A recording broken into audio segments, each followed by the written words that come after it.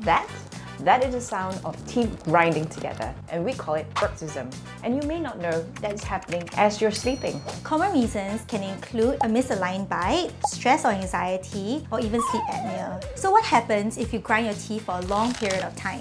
It can lead to cracked, worn down teeth, migraines, TMJ pains, and even sometimes ringing in your ears. Here's the good news. There are dental treatments that can help, such as custom-made trays that can help protect your teeth and relieve the symptoms.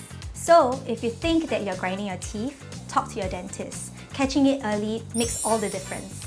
Got any questions? Just comment below, and don't forget to follow us for more dental tips. See you in the next video. Bye!